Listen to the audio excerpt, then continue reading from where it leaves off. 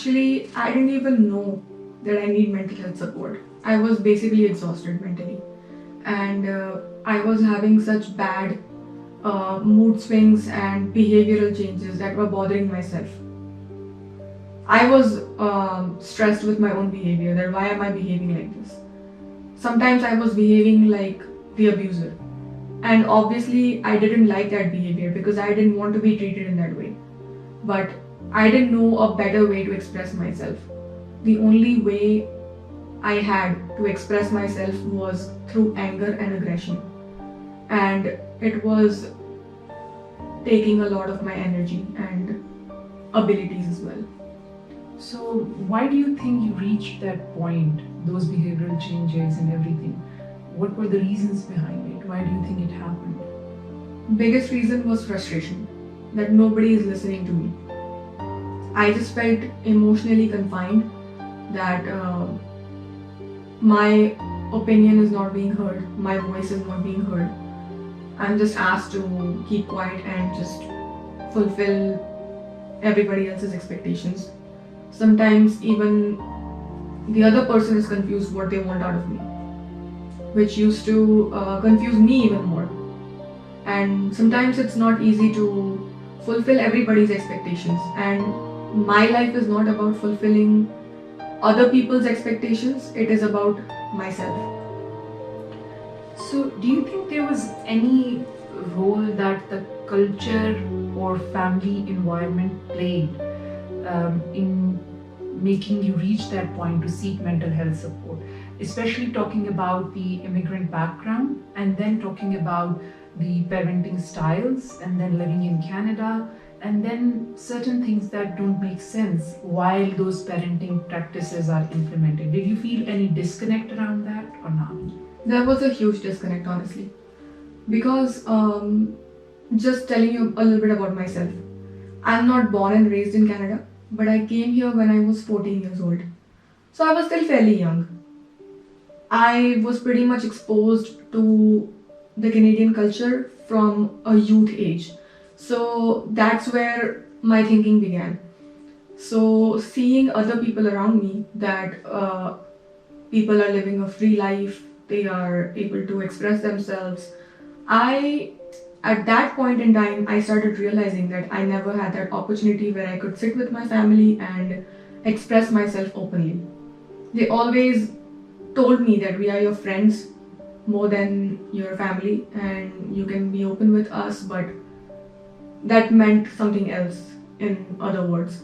And I basically never had the ability to connect with them either. And coming from an immigrant background, I got the opportunity to grow up here and experience the Canadian culture from a very young age. But my parents, they spent most of their life back home. So they bought that thinking with them. And they expected me to live in that manner. But it was not practically possible because of the environment we were living in and the life we were pursuing.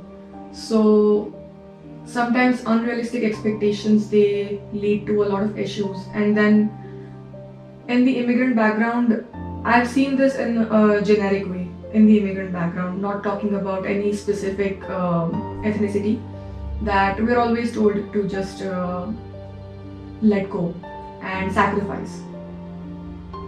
Then it makes sense up till a certain extent for the happiness of the family. But why should only one person be sacrificing? And up till what extent can you sacrifice?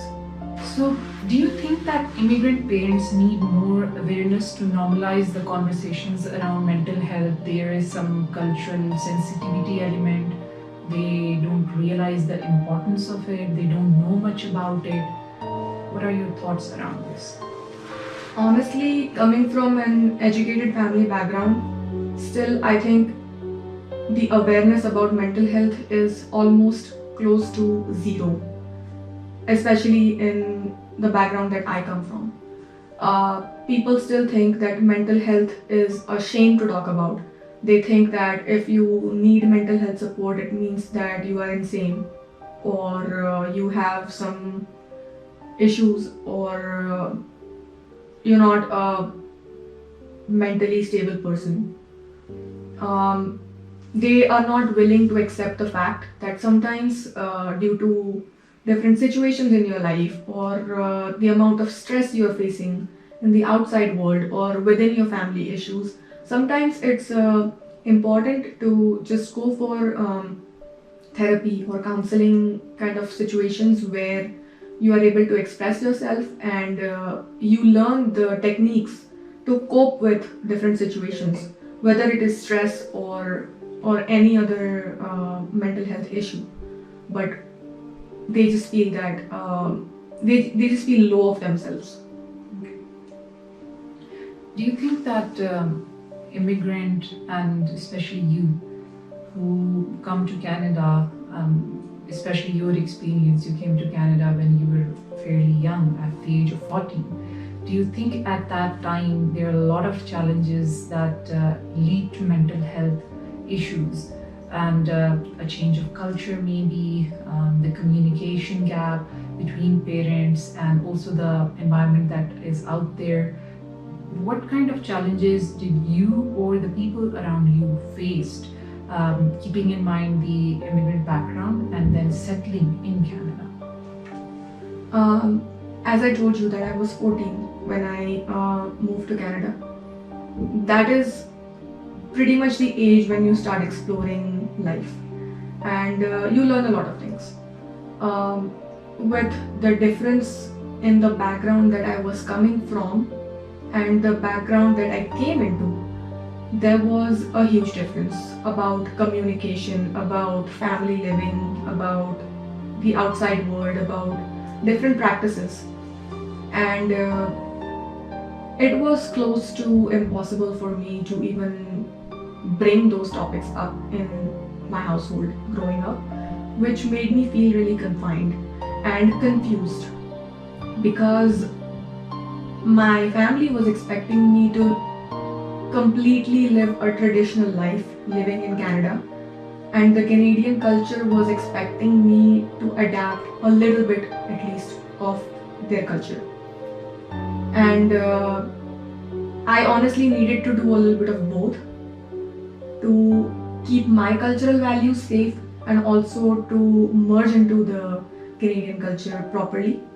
But I was always confused because I wanted to keep my family happy, and I also wanted to live my life according to the Canadian standards. Were you aware that there is any mental health support available, or you can talk to someone about your situation, or you just found yourself being helped by chance, by coincidence? It was just a chance that you ended up getting help.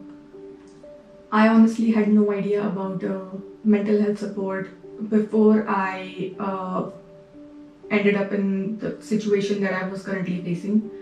And when I moved into transitional home, and especially Muskin, after that I started going for regular mental health therapy, and that's when I realized that there are so many resources out there, especially related to mental health. And it was also another surprise for me knowing that there are mental health supporters who are from immigrant background, and which helped me a lot more because they were able to clarify those doubts for me that I was facing for so many years about living your own cultural life and also being able to merge into the culture you are living in. And do you feel any different about this counseling that and support that you got? Do you feel that counseling and making sure that there is a cultural aspect to it, it helps a person more as compared to conventional or general counseling? I was offered different counselors. When I just went to general mental health counselors, I didn't feel I was getting any response. Not blaming them, they were doing their job properly, but I just always had the doubt if they are actually able to understand my situation that closely or not. But when I worked with mental health counselors who were from my cultural background and they were speaking my language, I was able to have that faith and trust that the person I'm talking to is actually able to understand my situation very well, very closely, and they might have gone through a lot of the experiences in their own life as well. So that was a big support for me.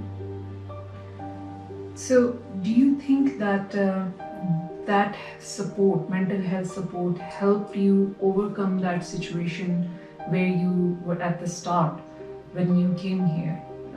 You know that person who looked at life differently at that time, and now after getting the support, especially mental health support, do you feel any difference in your thought, in your perspective, the way you think about life, any positivity element, anything? Before I started taking counseling, I was really shattered because I was always trained to be emotionally dependent on my family, that you are nothing without us. I am enough for myself and I can love myself, I can treat myself very well, I can respect myself, and I can build up the confidence to face the world without anybody at all. So, do you look at life any differently? Any positivity? Do you have any hopes? Do you look at yourself pursuing your dreams? Exactly. Actually, I see myself pursuing everything that I ever dreamed about because now I don't have any barriers.